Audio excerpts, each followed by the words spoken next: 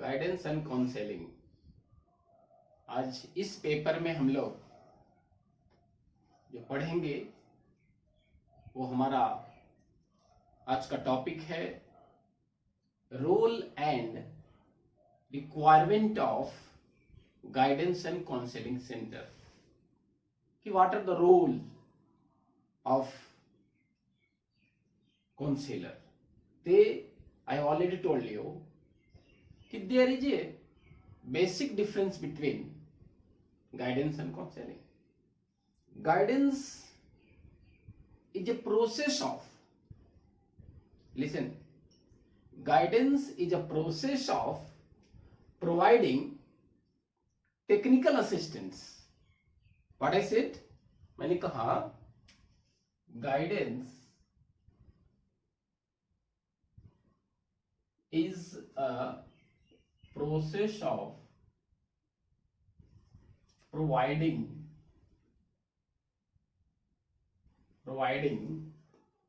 technical assistance।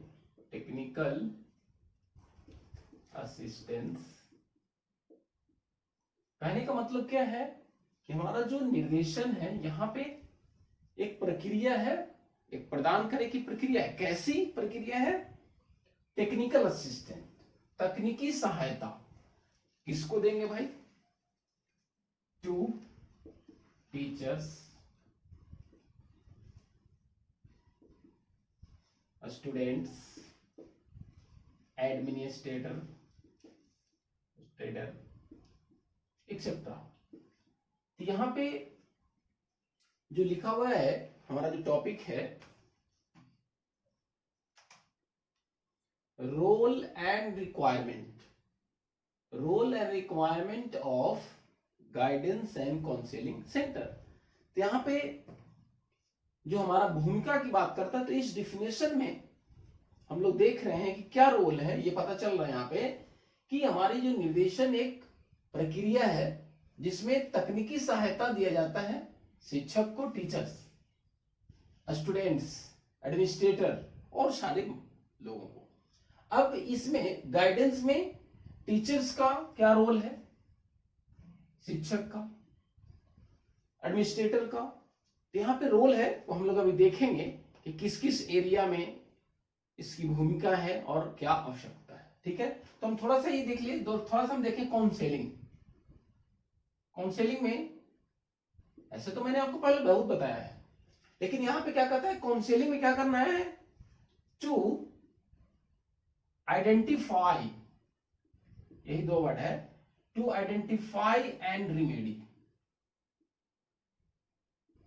यहां पे दो शब्द है, यही हम लोग को समझना है कि इसका केवल तकनीकी सहायता प्रदान करना है शिक्षक का या एडमिनिस्ट्रेटर का। किसको? टू द स्टूडेंट को भी तकनीकी सहायता ही देना है। लेकिन यहां पे काउंसलिंग में थोड़ी सी बात आ गई है कि टू आइडेंटिफाई एंड रिमेडी, यहां पे पता भी लगाना है और उसको सुधार करना है ना। तो हम यहां पे देखेंगे कि कौन कौन सारे वो बेसिक कंपोनेंट हैं जिसमें गाइडेंस और काउंसलिंग सेंटर की रोल क्या है, व्हाट आर द रोल्स। तो हम लोग जो है रोल्स देखेंगे। बेसिक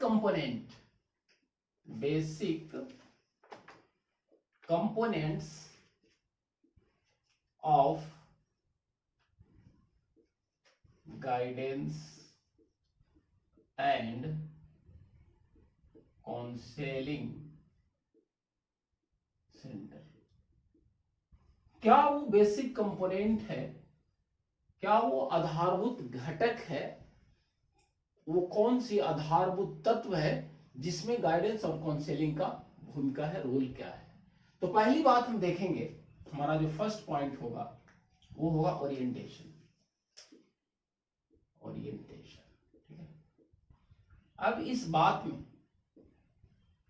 कि गाइडेंस और काउंसलिंग, निर्देशन और परामर्श जो हमारा केंद्र होगा, उसकी जो रोल होगा, वो सबसे पहला काम है बच्चों को ओरिएंट करना, ओरिएंटेशन करना। अब इसमें ओरिएंटेशन में क्या है कि या हम लोग कह सकते हैं इसको वेलकम सर्विसेज। कहने का मतलब क्या है कि जब विद्यालय महाविद्यालय में बालक का एडमिशन हुआ, उसके बाद उसको क्या करना है, वेलकम करना है, स्वागत करना है, ग्रीट करना है। चलिए, तो इसमें आगे क्या है, इस ओरिएंटेशन प्रोग्राम में शिक्षक प्रिंसिपल्स के द्वारा वहां पे बातें बताई जाएगी कि हमारे आप स्कूल में महाविद्यालय में प्रवेश लिए हैं, आपका स्वागत है, और हमारे जो विद्यालय और महाविद्यालय का क्या रूल्स है, रेगुलेशन है, उसको आपको कैसे फॉलो करना होगा, क्या रूल्स है। तो यहां पे बातें हैं, सबसे पहले टू एडजस्ट स्कूल्स या कॉलेज इन्वायरमेंट, कि जो हमारे विद्यालय और महाविद्यालय का जो वातावरण है उसके अनुसार आपको एडजस्ट करना है। To adjust according to schools college environment, कि हमारे विद्यालय और महाविद्यालय की जो वातावरण है उसके अनुसार अब आपको समायोजन करना होगा। सपोज बीएड में आप एडमिशन लिए तो बहुत सारे, अभी जो स्थिति है, पहले भी स्थिति थी कि बहुत सारे कॉलेजेस में क्लासेस नहीं होती थी, लेकिन खास करके हमारे अनुग्रह मेमोरियल कॉलेज के डिपार्टमेंट ऑफ एजुकेशन में अटेंडेंस के रूप में या रेगुलर क्लासेस के रूप में जानी जाती है, ये आप जानते हैं बहुत अच्छी तरह से। तो यहाँ पे इस ओरिएंटेशन में हम बच्चों को बताते हैं कि आप यहाँ पे आए हैं, स्वागत है, आपको यहाँ पे प्रतिदिन रेगुलर आना होगा, 80% आपकी अटेंडेंस होनी चाहिए थियरी पेपर में, 90% प्रैक्टिकल जो हमारा इंटर्नशिप प्रोग्राम है उसमें आपको उपस्थिति देना होगा। तो यहाँ पे स्कूल और कॉलेज के इन्वायरमेंट से उसको एडजस्ट करना होगा। और दूसरी चीज जो सबसे most important, and develop positive attitude. क्या कहा मैंने, कि आगे हमको बताते हैं ओरिएंटेशन में, ये हमारा रोल भी है, किसका, शिक्षक का, प्रिंसिपल्स का, कि हमारा भूमिका है कि बच्चों में स्कूल वातावरण के अनुसार समायोजन के साथ साथ उसमें सकारात्मक अभिवृत्ति का विकास करना है। कैसा, सकारात्मक अभिवृत्ति। जैसे अभी डेवलप पॉजिटिव एटीट्यूड, अभी कोविड-19 की वजह से हमारा जो ऑनलाइन एजुकेशन में चल रही है, इससे बहुत सारी परेशानी तो आ रही है due to network connectivity, network problem, लेकिन फिर भी पॉजिटिव एटीट्यूड है कि बताना है। आप छोटे बच्चों को बताइए कि there is no alternative this time, अभी कोई इसका विकल्प नहीं है, इसलिए आप ऑनलाइन एजुकेशन प्राप्त करना होगा, और आगे भी ऐसी स्थिति आने वाली है। समायोजन आगे भी आपको इसी तरह से प्रोग्राम में ऑनलाइन एजुकेशन से आपको जो है एडजस्ट करना होगा। और अभी सीबीएसई या सारे जो सिलेबस का जो कंस्ट्रक्शन हो रहा है, तो वहां पे बातें आ रही है कि 30% पहले का जो कंटेंट था उससे वो कम करने की बात की गई या कम कर दिया गया है ना। तो हम लोग ओरिएंटेशन हम लोगों ने देखा। दूसरी बात है असेसमेंट, आकलन। अब इसमें क्या है कि हमारा जो निर्देशन और परामर्श का जो केंद्र है उसकी क्या भूमिका होगी। तो पहला तो मैंने कहा कि ओरिएंटेशन में, दूसरी मैंने कहा आकलन, असेसमेंट में। अब यहां पे बात हम लोग जो करेंगे कि what do you mean by assessment.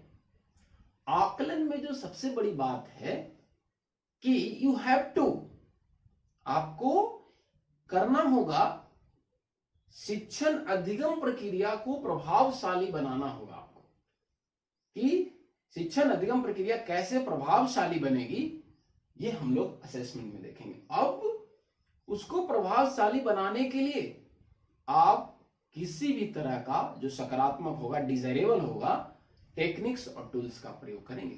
लेकिन यहाँ पे मुख्य रूप से गाइडेंस एंड काउंसलिंग सेंटर की बात कर रहा है। अभी हमने कहा था पॉजिटिव एटीट्यूड, तो असेसमेंट में जो हम बात करेंगे साइकोलॉजिकल असेसमेंट की बात है। यहाँ पे साइकोलॉजिकल असेसमेंट है, यहाँ पे हम बात करेंगे मनोवैज्ञानिक आकलन कि जो मनोवैज्ञानिक सिद्धांतों पे जो आधारित होगा, प्रिंसिपल्स है, सिद्धांत है, उसको हम यहाँ पे पालन करेंगे। अब इस मनोवैज्ञानिक असेसमेंट में क्या है कि हम, चाहे वो निर्देश परामर्श का केंद्र जो भी है, उसकी भूमिका होगी कि सबसे पहले जो हमारे यहाँ व्यक्ति आया, अधिगम करता आया या विद्यार्थी आया या कोई भी इंस्टीट्यूशन में, प्राइवेट इंस्टीट्यूशन में कोई व्यक्ति काम कर रहा है, वो मेरे पास आया और कोई भी परेशानी से, वो समस्या से वो परेशान है, तो उसको सबसे पहले हम देखेंगे कि आजकल जितने भी सारे जो व्यक्ति का जो मन मस्तिष्क है, जो चिंता का कारण है, वो मुख्य रूप से बताया गया कि वो मनोवैज्ञानिक ही होता है। तो हम बात कर रहे थे कि बेसिक कंपोनेंट्स क्या है। जब हम गाइडेंस काउंसलिंग का प्रोग्राम चला रहे हैं तो कौन कौन सारे वो आधारभूत हमारा तत्व होगा। तो पहला ओरिएंटेशन, दूसरा असेसमेंट। असेसमेंट में मैंने कहा कि साइकोलॉजिकल असेसमेंट की बात हम लोग करते हैं, ठीक है। तो आगे हम लोग देखते हैं, बात करेंगे तीसरी, ग्रुप गाइडेंस। ध्यान से समझना है इसको, ग्रुप गाइडेंस। तो अभी हमने कहा ना कि गाइडेंस और काउंसलिंग सेंटर का जो हमारा बेसिक कंपोनेंट या रोल, हमने कहा ओरिएंटेशन। तो जो हमने इसके पहले अभी जो असेसमेंट की बात कर रहे थे, असेसमेंट मैंने अभी कहा था कि मुख्य रूप से आकलन मनोवैज्ञानिक आकलन है। तो यहां पे एक बात और ध्यान रखना है, छूट गई थी, कि आकलन में सबसे पहले टू आइडेंटिफाई काउंसली कैरेक्टरिस्टिक्स या क्वालिटीज या एबिलिटीज, कि परामर्शी के योग्यताओं और विशेषताओं को ध्यान रखना है। क्यों? With the respect of self understanding, development of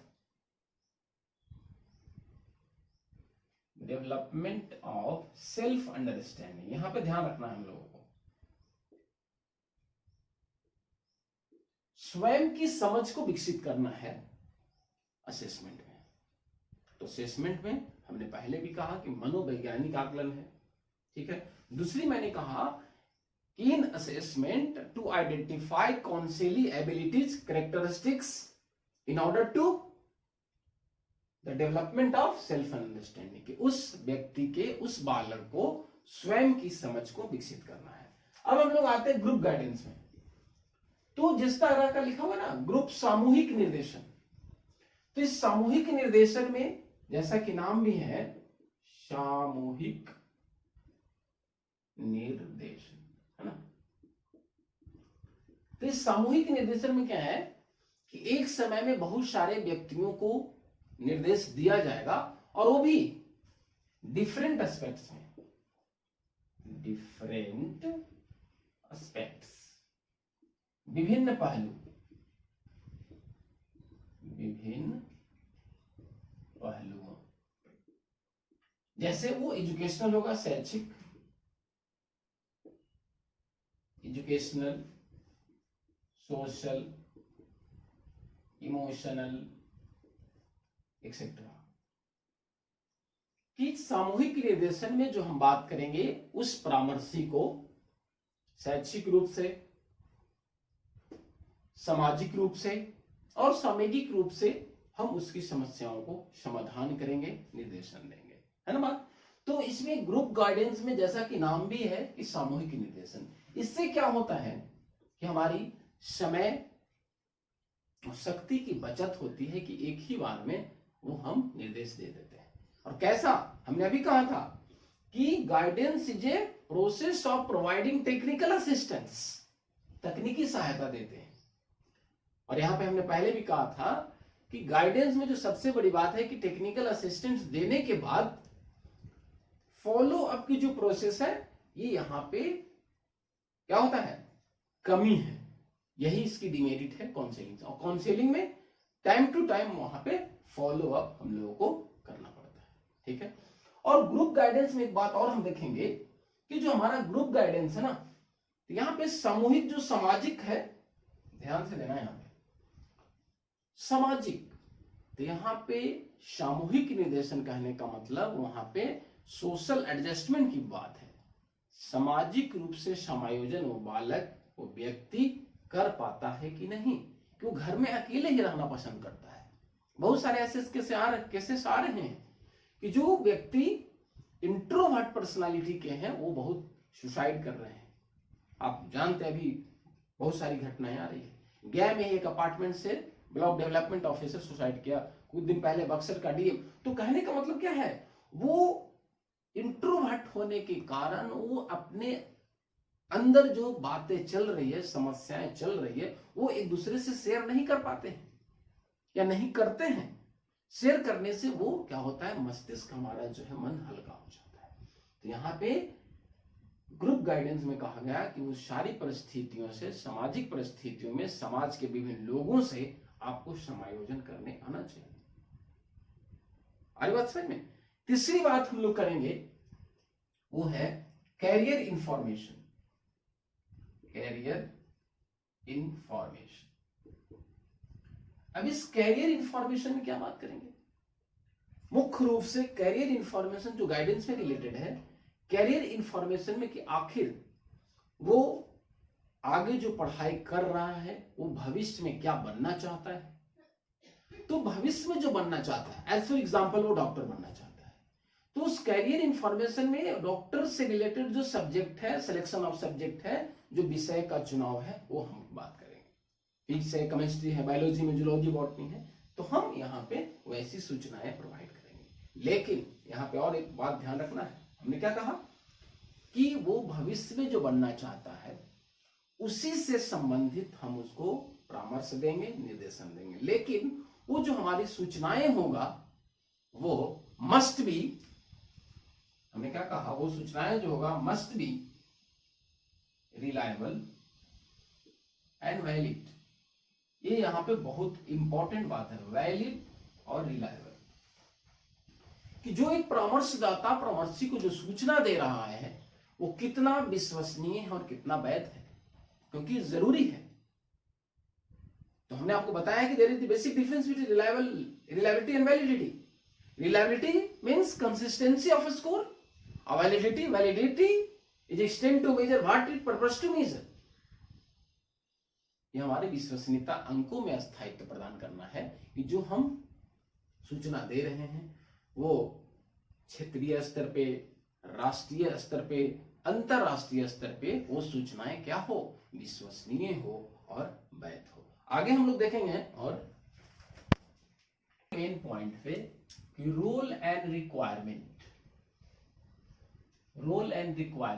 of guidance and counselling, कि निर्देशन और परामर्श की जो केंद्र होगा उसकी भूमिका, रोल और रिक्वायरमेंट, भूमिका क्या है और किन किन क्षेत्रों में उस निर्देशन और परामर्श को निर्देशित करना होगा, है ना। तो हम लोग अब यहीं पे देखेंगे कि रोल और रिक्वायरमेंट क्या है। यहाँ पे हम मुख्य रूप से अब ये बात करेंगे रोल एंड रिक्वायरमेंट। यहाँ पे रोल और रिक्वायरमेंट जो हम लोग बात करेंगे गाइडेंस और काउंसलिंग सेंटर का, वो 3 एस्पेक्ट्स में करेंगे। क्या बनेगा, 3 क्षेत्र में करेंगे, 3 पहलू में करेंगे। तो पहला हम देखेंगे कि आखिर रोल किस क्षेत्र में पहला होगा। वो पहला हम लोग बात करेंगे कॉग्निटिव डोमेन,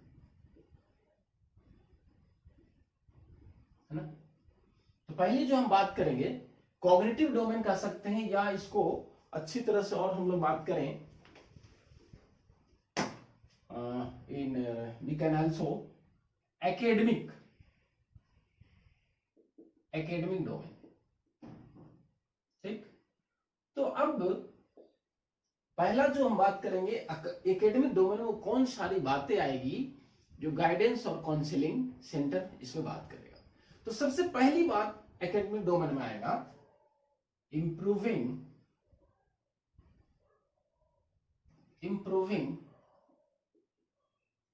स्टडी स्किल्स।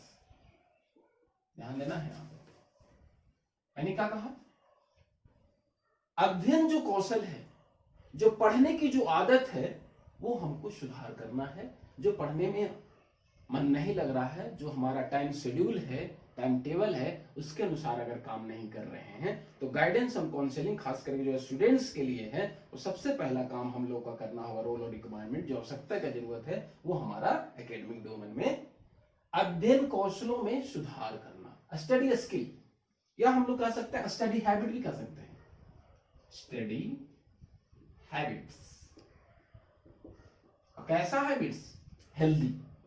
तो सबसे पहले हमने कहा था एकेडमिक डोमेन में हम लोग इंप्रूविंग स्टडी स्किल की बात करेंगे। दूसरी, इंप्रूविंग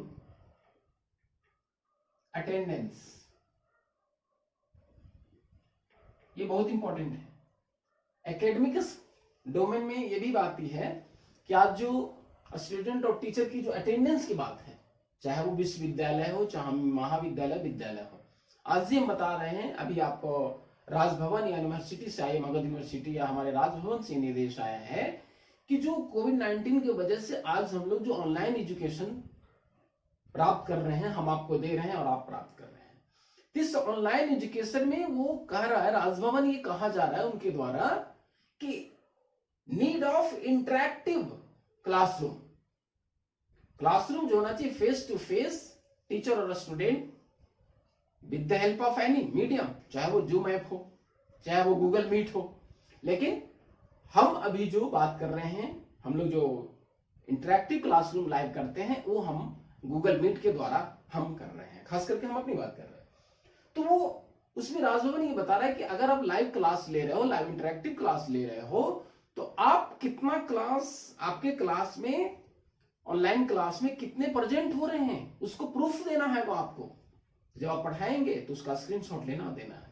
तो यहाँ पे अटेंडेंस में सुधार लाना, क्योंकि आजकल जो है बच्चे भी कहते हैं कि हमको क्लास नहीं चला है, या टीचर भी कहता है कि मैंने तो पढ़ाया, तो उसका नीड प्रूफ क्या है, उसकी प्रूफ दीजिए आप। तो हमने क्या कहा, एकेडमिक डोमेन में स्टडी स्किल्स, दूसरी अटेंडेंस। नेक्स्ट बात करेंगे हम लोग मोटिवेशन टू लर्न। ये बात है कि एकेडमिक स्किल में ही एक शिक्षक, एक परामर्शदाता, एक निर्देश देने वाला सीखने के प्रति अभिप्रेरित करना है। सिखाना क्या है वो बाद में बात करेंगे, लेकिन सबसे बड़ी जरूरत क्या है, उसको सीखने के लिए अभिप्रेरित करना है। ये सबसे बड़ी जरूरत है। तो ये उसके बाद आगे है कि हमारा इफेक्टिव लर्निंग प्रोसेस, कि जो हमारा एकेडमिक डोमेन में है, जब हम बच्चों को अभिप्रेरित करेंगे, अटेंडेंस में सुधार आएगा, अध्ययन कौशल जब बन जाएगी, तो क्या करना है, वो हमारा जो अधिगम की जो प्रक्रिया है वो प्रभावशाली होगी। Effective learning process. तो दीज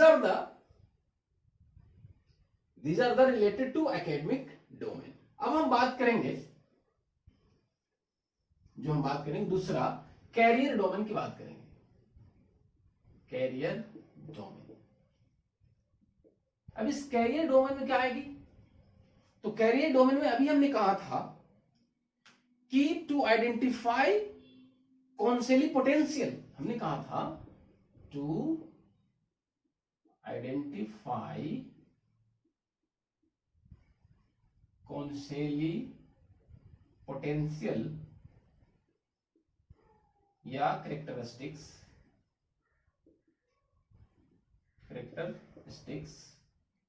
इन ऑर्डर टू क्या, कि वो परामर्शी के आइडेंटिफाई कौनसेली पोटेंशियल कैरेक्टरिस्टिक्स को डेवलप करना है, पहचानना है, उसकी विशेषताओं को, उसके अंदर जो छिपी हुई शक्तियों को क्यों पहचानना है, क्यों हम पहचानने के बाद हम उसको फ्यूचर में, भविष्य के लिए तैयार करना वो हमको जरूरी है। चलिए, तो उसमें हम आगे बात करेंगे इसमें कि नोइंग देयर इंटरेस्ट, ये सबसे बड़ी बात है इसमें, knowing their interest and develop interest कि कैरियर डोमेन में सबसे बड़ी चीज बात यह है हमको कि वो जो भविष्य में बनना चाह रहा है, तो सबसे बड़ा चीज है कि उसकी रुचि को विकसित करना है, इंटरेस्ट को डेवलप करना। सपोज गणित, मैथमेटिक्स में बहुत ऐसे बच्चे हैं जिनको उसमें रुचि नहीं है, क्योंकि वो जानते हैं इट इज टू डिफिकल्ट। वो यही समझते हैं कि मैथमेटिक्स बहुत कठिन विषय है। तो सबसे पहले उसको इंटरेस्ट जगाना है, एग्जाम्पल बेस्ड, एक्टिविटी बेस्ड के द्वारा पढ़ाया जाए, जिससे कि उसको इंटरेस्ट जागे। तो knowing their interest and develop interest, और उसके प्रति भी जब वो उसकी रुचि को हम जान गए कि वो सपोज वो म्यूजिक में इंटरेस्ट है या ड्राइंग में इंटरेस्ट है, तो ठीक है, इंटरेस्ट हमको पता चल गया। अब उसको डेवलप भी करना है, उसको उस क्षेत्र में उससे संबंधित शिक्षक से मिलाना है, इन परामर्शदाता अगर उससे रिलेटेड है, और आगे इसका क्या स्कोप है भविष्य में, वो सारी बातें हम इसको बताएंगे कैरियर डोमेन में। तो चलिए एक और डोमेन है उसकी हम बात करेंगे, जो हमारा है वो क्या है, पर्सनल सोशल डोमेन। अब इसमें क्या बात है, पर्सनल सोशल, जो अभी मैंने कहा था थोड़ा देर पहले कि वो ऐसे व्यक्ति और ऐसे बालक जो इंट्रोवर्ट है, क्या कहा मैंने, एक है इंट्रोवर्ट और एक है एक्सट्रोवर्ट। ये इंट्रोवर्ट जो अपनी समस्याओं को लोगों से शेयर नहीं करते, अपनी मन ही मन में रखते हैं। एक्सट्रोवर्ट ये हमेशा चुप रहना पसंद करते हैं, एकांत में रहना पसंद करते हैं, लेकिन ये ऐसा नहीं है। ये एक्सट्रोवर्ट अपनी समस्याओं को बताता है और ये समाज में रहता है। तो उस बालक को कहता है पर्सनल सोशल। ये जो व्यक्तिगत है उसको सामाजिक भी बनाने की जरूरत है, सामाजिक बनाने की जरूरत है ना, जरूरी है उसको। अब यहां पे क्या करना है, establish healthy relationship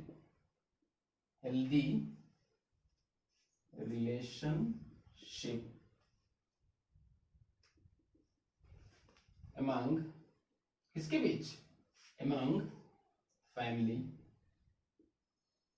parents, schools, peers, पड़ोसी के साथ, नेबरहुड एक्सेट्रा। कहने का मतलब क्या है कि व्यक्तिगत सामाजिक क्षेत्र में उस बालक को सोशलाइजेशन की प्रोसेस है, वो सामाजिकरण, कि वो बालक उस बालक का सामाजिकरण हुआ है या नहीं, ये इसमें बात है। तो कह रहा है उस बालक में एक स्वस्थ और स्वच्छ संबंध स्थापित करना है, वो अपने माता पिता के साथ, परिवार के साथ, विद्यालय में जो दोस्त है उसके साथ, और जो हमारा उसके पड़ोसी है उसके साथ हेल्दी रिलेशनशिप विकसित करना है। या कहने का मतलब क्या है कि वो कोलैबोरेटिव, वो बालक जो है या व्यक्ति हो, वो कोलैबोरेटिव वर्क करना पसंद करता हो। कैसा मैंने कहा, कोलैबोरेटिव वर्क, या हम कह सकते हैं कोऑपरेटिव। मतलब वो समूह में कार्य करना पसंद करता है। ऐसा कुछ नहीं कि सारे कार्यों को समूह में करना, लेकिन उसको घर में वो स्टडी कर रहा है तो बाहर में भी ग्रुप में एक्टिविटी में भी उसको भाग लेना चाहिए। चाहे वो स्पोर्ट्स है तो खो खो है, कबड्डी है, या बहुत सारे ऐसे गेम हैं, इंडोर या आउटडोर भी गेम है, जिसमें वो अपने दोस्तों के समूह में कार्य करना सीखे। होता क्या है कि दोस्तों के समूह में काम करने से बहुत सारे संस्कृति का ज्ञान होता है, बहुत सारे अतिरिक्त ज्ञान का भी, अतिरिक्त सूचनाएं की भी प्राप्ति होती है। इसलिए गाइडेंस एंड काउंसलिंग का जो हमारा रोल और रिक्वायरमेंट था वो हमने बताया आपको। 3 डोमेन में हम लोग बात करेंगे। एकेडमिक डोमेन में बात किया हमने, फिर हमने बात किया कैरियर डोमेन की बात किया मैंने, और लास्ट हम अभी देख रहे थे पर्सनल सोशल डोमेन। ये 3 डोमेन में हमने अध्ययन किया। धन्यवाद।